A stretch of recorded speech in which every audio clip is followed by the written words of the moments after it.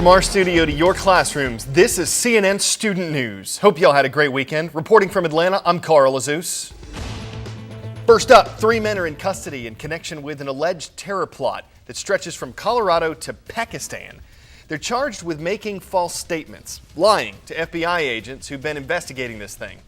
If they are convicted, the 3 men could face 8 years in prison. The Justice Department says it's investigating several other people, too, as part of a plan to carry out a terrorist attack. Gene Meserve has the details on this weekend's arrests. Najibullah Zazi and his father Mohammed arrested here in Denver. Ahmad Afzali arrested in New York, are all charged with lying to the FBI in the course of a terrorism investigation. According to the court documents, authorities found on Najibullah Zazi's computer 9 pages of documents detailing how to build a bomb, handwritten documents. According to the charging documents, Zazi, during questioning by the FBI, said he had not written them, he had not put them there, but FBI forensics and handwriting analysis indicated that he had. Now, also in these documents, we read that Zazi has admitted to the authorities that he attended an al-Qaeda training camp in Pakistan in 2008, at which he received weapons and explosives training. This, although Zazi and his attorney denied yesterday that he had made any such admission. As for the father and Afzali, the man in New York, they allegedly lied to the FBI about a series of telephone calls which tipped Najibullah Zazi off to the fact that the FBI was investigating him. The specifics of any alleged plot to set off explosives in the U.S. are not detailed in these documents, and a Department of Justice official says that they still do not have any specifics, knowledge on the timing, the location, or the targeting of any such attacks, but this investigation is continuing. These charges allow authorities to detain these men and question them while that investigation continues around the world. Gene Meserve, CNN, Denver.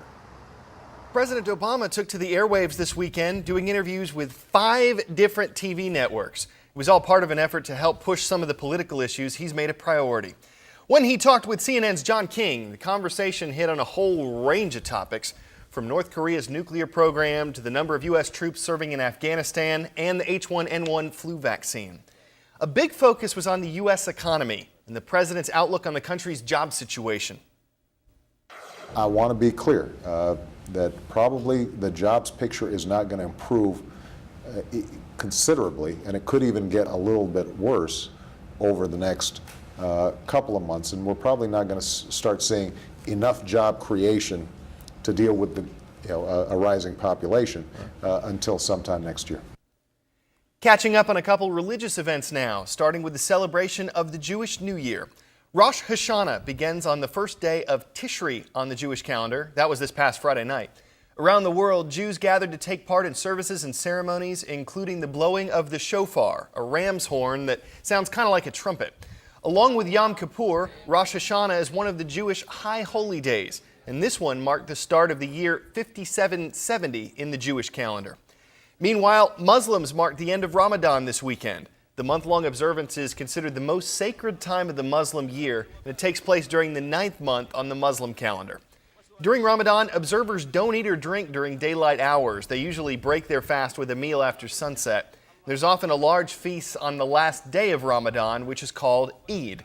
In Islam, this holiday marks the time when the Prophet Muhammad received the first of the teachings that make up the Quran, the faith's holy book. See if you can ID me. I'm an island nation whose government is communist.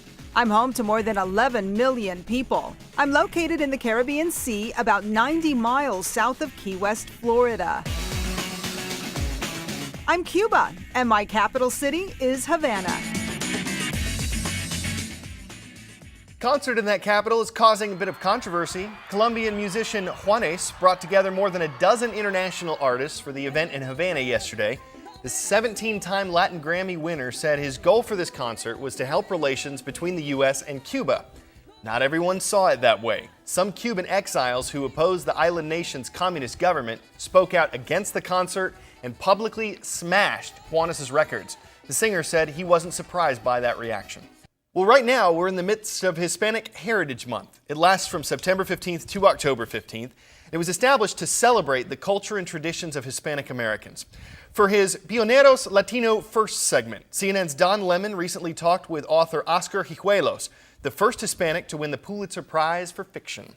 When he wrote his award-winning novel, The Mambo Kings Play Songs of Love, Hijuelos said he didn't have big expectations, and he actually saw that as a good thing.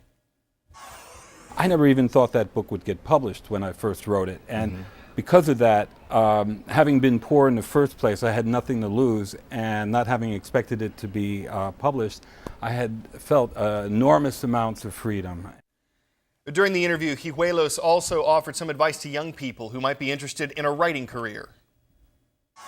When I talk to young kids today who want to be writers and they're Latinos, but in particular, I tell them, don't let anyone get you down. Always proceed forward with confidence and believe in yourself. The CNN special documentary Latino in America explores what life is like for members of the Latino community and how they're reshaping the American culture. This program airs next month. We'll have a free curriculum guide to go along with it. You can find more information about the show by checking out the Spotlight section at cnnstudentnews.com.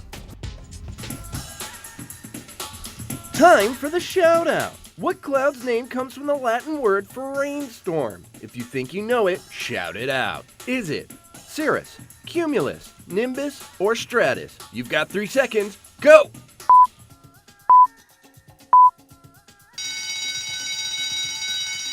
Nimbus means rainstorm or rain cloud. That's your answer, and that's your shout out. That's what some Texas residents probably wish they could see right now. While some parts of the country, like here in Atlanta, are experiencing heavy rains, Central and South Texas are going through the worst drought in 50 years. But as Natalie Stoll of affiliate KXAN explains, some scientists are taking to the skies in an effort to plant the seeds of a solution.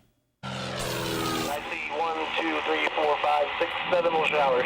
These scientists fly right at thunderstorms, high-tech rain farmers planting seeds in the clouds to help them rain longer. Essentially, we're giving the cloud sort of a shot of adrenaline. Pilots navigate through a growing thunderstorm's updraft and set off silver iodide flares. And flares away.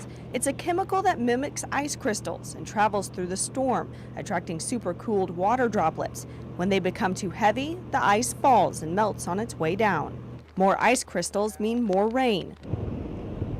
Back on the ground, the scientists wait. The seeding happened right about here, and we notice that everything is still increasing as far as the liquid in the cloud. Storms grow larger, but not stronger. They estimate over 2 times as much rain falls from seeded clouds. Because we don't create rain from thin air, we have to work with what's out there. We're seeding or modifying the weather on such a small scale. We know today, as we knew 20 years ago, that you have to work with the hand that Mother Nature deals you. And in a severe drought, a lack of moisture means fewer clouds to seed. Bomer says cloud seeding is a long-term water management strategy, not a quick fix. I see a really thick shower due west of me right now. Weather modification isn't new. Cloud seeding started as a way to suppress large hail in the 1970s. I was fascinated at the impact that seeding using just a couple of airplanes could have on a monstrous thunderstorm. But after years of research, Bomar believes widespread weather modification techniques are around the corner. Always before, we thought the key to growth was finding additional water down below.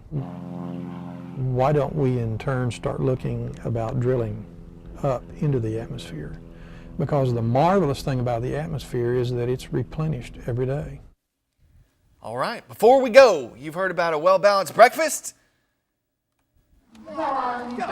This ain't it. All grits, all the time, or at least for 10 minutes. Now, if you're not familiar with the breakfast food, grits are that stuff. Think oatmeal, but grainier. The winner put away nearly 19 pounds in 10 minutes. The man behind the mouth is Humble Bob, who's on a bit of a roll because the day before, he downed 33 and a half burritos in 10 minutes. Burritos and grits. Stomach must not be in perfect harmony. That eats up all our time for today. I'm Carl Azus.